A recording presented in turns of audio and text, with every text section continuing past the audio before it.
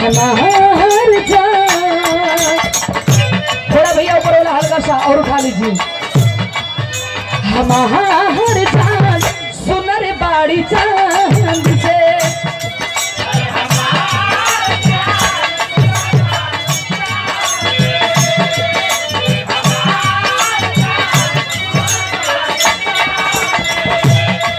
हम तई नहीं के मंगली रोही अपना भगवान से, हम तई नहीं के मंगली रोही अपना भगवान से।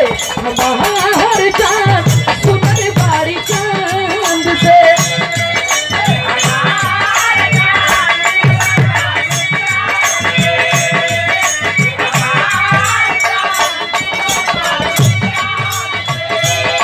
हम तई नहीं के मंगल रोही अपना भगवान से, हम तई नहीं के मंगल रोही अपना भगवान से। हमार जान सुनर बाड़ी चांद से,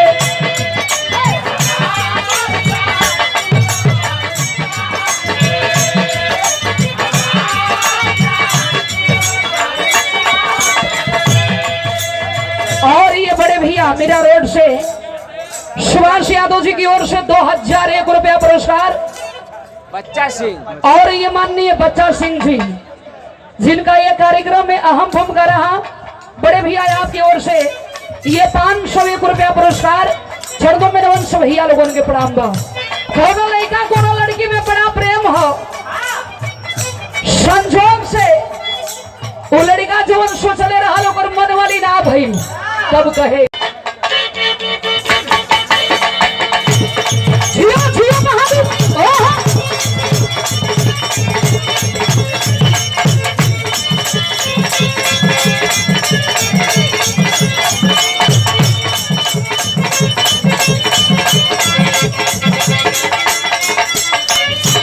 बिछड़ा में एगो गाना निकलल रहल, माई हाली से नैहर बोला ले मोरद अभी बच्चा बा। सुन ले रहा लोगन ना, ये गीत बड़ा हल्का मचौले रहल। अच्छा यहाँ तक तो ठीक रहल। गुरुजी माननीय प्यारेलाल कवि जी मंच पर बैठल बने।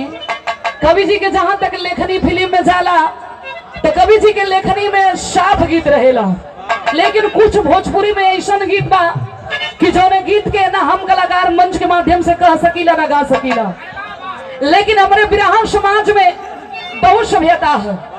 मास्टर गीत बजावत होन कोनो दुल्ही अपने दुल्हा से परेशान बिया, ओकर रहन खराब हो गई रहल। एक दिन कहत बिया कि ए अम्मा, अम्मा मतलब अपने सास के, ए अम्मा इन्हें सुधार दे तू। ओकर ससुई कहे का हमारा लड़का में कमी हरे, तब दुल्हिया बतावे कहे का अम्मा जी अपना बेटा के समझाई, रोज रोज हमरा से होता लड़ाई।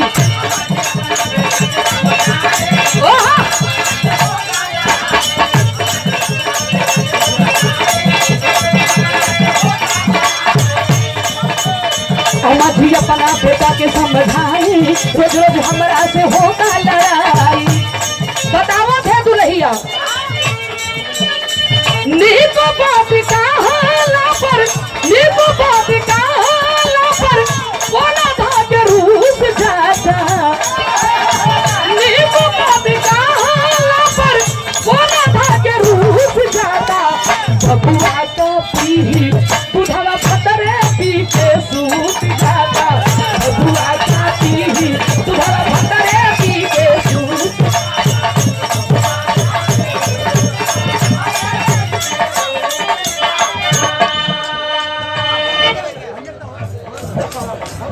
सुनिए अवधेश जी की ओर से सुंदर एक गुलदस्ता 1001 रुपया पुरस्कार चरणों में रवन भैया लोगों के प्रणाम बा।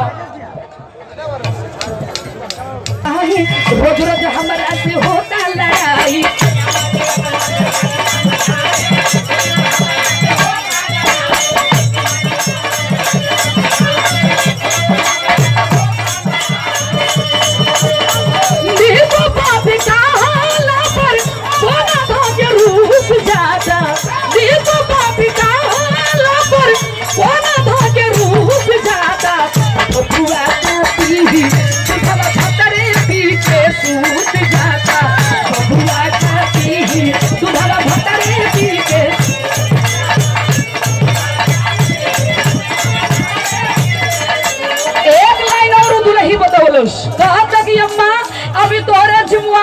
हुआ कहा थे का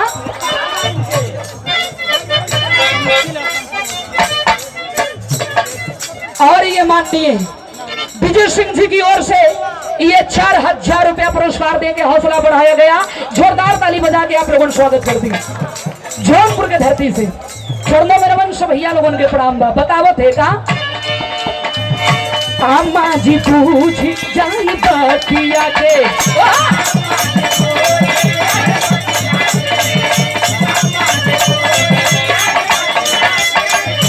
हती सुधार हैया बतिया के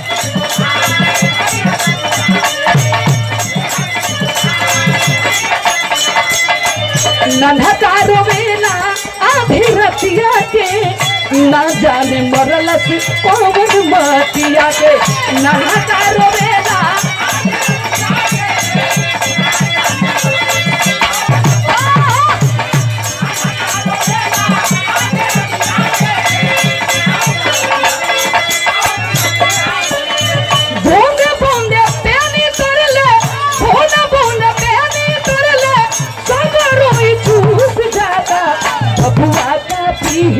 बुढ़ा भतरी पीछे सूत जाता बबुआ का पीही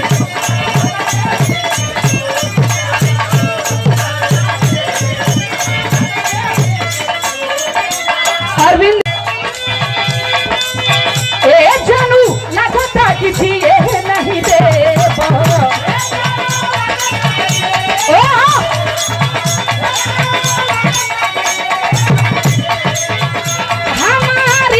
ससुरा में मिले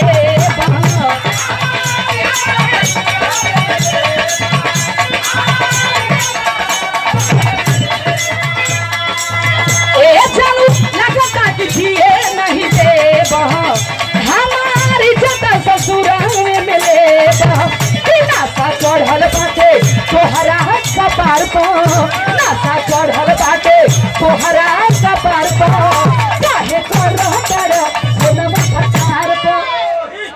ए भैया ई कौन ब्रेक हो पावर ब्रेक हो पावर ब्रेक लेके कब से घूमे लगला जब से तोरे में बजावे लगली बस एहो लोगन की इशारा कहीं और है बी गंगा चैनल पर जे भाई बिरहा हमार देखले होई जहाँ रोमांटिक गीत रहल हम थोड़ा बहुत डांस वांस कैले रही कैसे कैले चुप रहा बड़ो गंगा चैनल में हमारे मजबूरी रहल यहाँ जरूरी है जरूरी ना है भाई वहाँ के हीरो हैं हिला सकीला बस का भैया हमार हिलावल जरूरी ना है जरूरी है सबकर मन है जब आप लोगों के मन हो गए तो लगत बा थोड़ा बहुत ढेर ना ही थोड़ा बहुत 500 रुपया पुरस्कार माननीय बच्चा सिंह जी की ओर से रहल बहुत लंबा विजयलाल जी के भाई गाजीपुर के धरती से 500 रुपया पुरस्कार चरणों में वंश भैया लोगों के प्रणाम। थोड़ा सा हम दिखाते थे कैसे मास्टर नहीं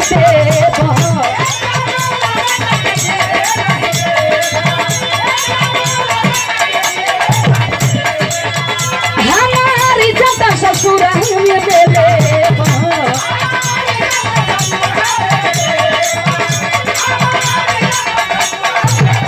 नशा चढ़ल बाटे तोहरा कपार को नशा चढ़ल बाटे तोहरा कपार को काहे कर तोहरा कपार को काहे कर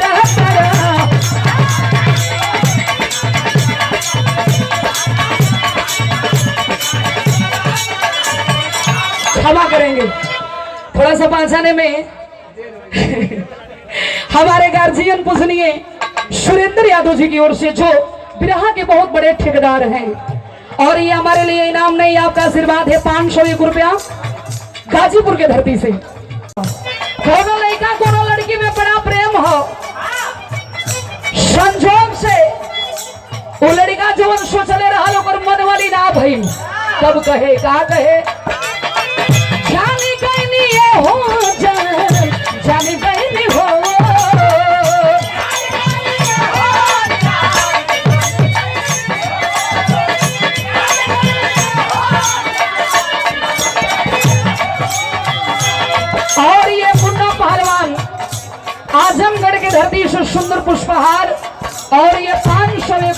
पुरस्कार।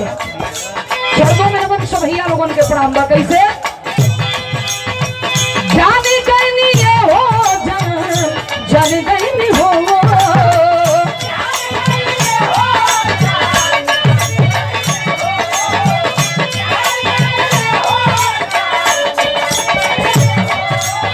डब्लू यादव, मैंने आजमगढ़ की धरती से माननीय आपकी ओर से ये 1001 रुपया पुरस्कार। चरणों में नमन से भैया लोगों के प्रणाम बा। जाने कहनी ये हो जाने कहनी हो प्यार नहीं थे लिखल प्यार नहीं थे लिखल हाथ के लकीर में प्यार नहीं थे लिखल हाथ के लकीर में नहीं खुदा की तीर में जाए।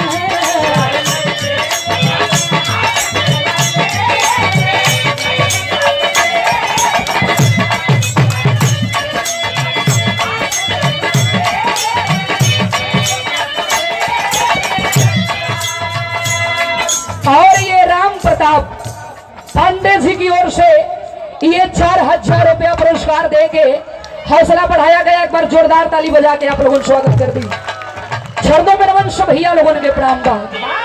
बड़ी बड़ी गीत आप लोगों ने सुन ली, डांस भी देखे के मिलल, फिल्मी स्टाइल रहल। कोनो लड़का बतावे मार करवैबू बजरिया में, धस गयलू सबके नजरिया में।